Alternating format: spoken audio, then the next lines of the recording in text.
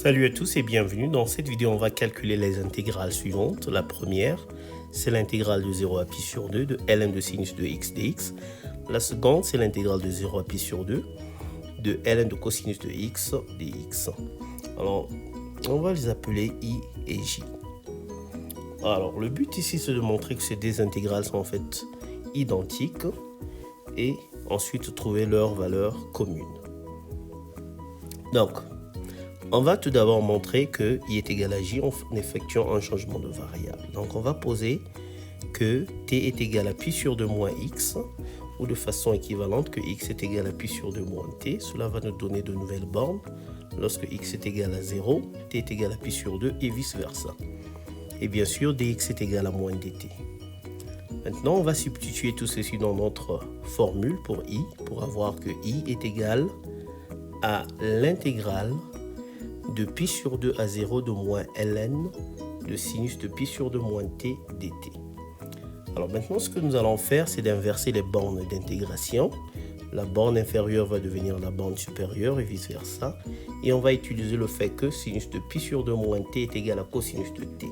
On va donc obtenir, alors en inversant les bornes, on va avoir un signe moins qui va apparaître. Donc on a maintenant deux signes moins, donc moins intégrale de 0 à pi sur 2 de moins ln de cosinus de t dt. Moins devant moins, ça fait un plus. Voilà. Et donc, on va avoir que i est égal à l'intégrale de 0 à pi sur 2 de ln de cosinus de t dt. Or, ça, c'est précisément la formule de j. Ça veut dire que i est égal, en fait, à j.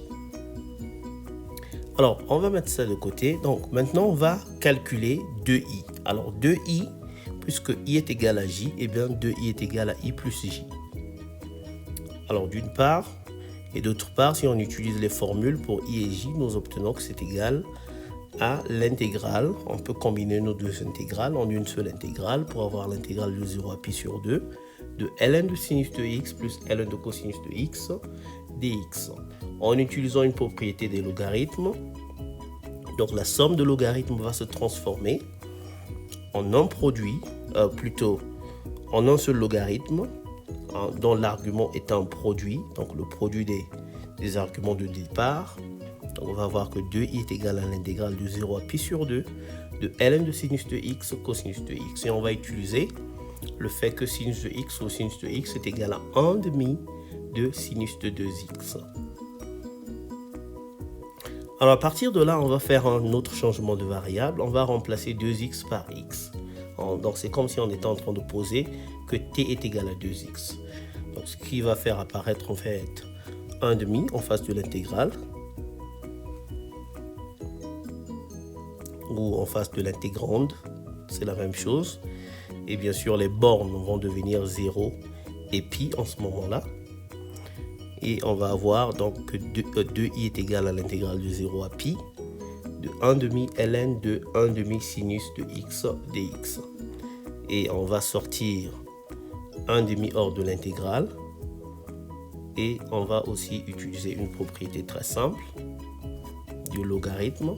On va utiliser le fait que le logarithme d'un produit est égal à la somme des logarithmes. Et dans chaque logarithme, on va avoir l'un des facteurs du produit. Donc maintenant, on va avoir que 2i est égal à 1 demi de l'intégrale de 0 à pi de ln de 1 demi plus ln de sinus de x dx. Alors ln de 1 demi, c'est une constante. Alors, si on l'intègre, on va avoir simplement la longueur de l'intervalle d'intégration. On va donc avoir 1 demi de pi ln de 2 ln de 1 demi plus 1 demi l'intégrale de 0 à pi de ln de sinus de x dx. Alors, maintenant on va se concentrer sur cette nouvelle intégrale. En utilisant la relation de Chasles, on peut l'écrire comme étant l'intégrale de 0 à pi sur 2 plus l'intégrale de pi sur 2 à pi. Voilà. Or, l'intégrale de 0 à pi sur 2, c'est tout simplement i.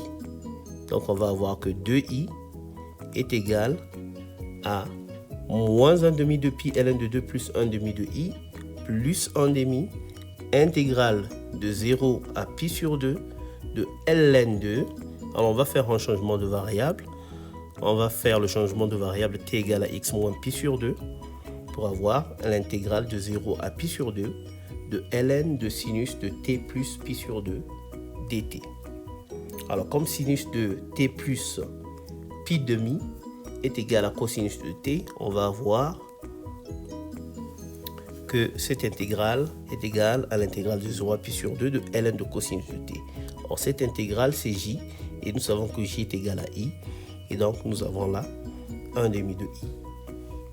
Voilà, 1 demi de i plus 1 demi de i, ça fait simplement i. Et donc, nous avons là une équation algébrique qu'on peut résoudre. Et donc, i est égal à moins 1 demi de pi ln de 2. Donc, les deux intégrales de départ sont égales à moins pi sur 2 ln de 2. Voilà, nous sommes arrivés à la fin de la vidéo. Merci d'avoir suivi jusqu'à la fin. Pensez à vous abonner, à liker, à partager et à commenter. Moi, je vous retrouve très bientôt. Ciao!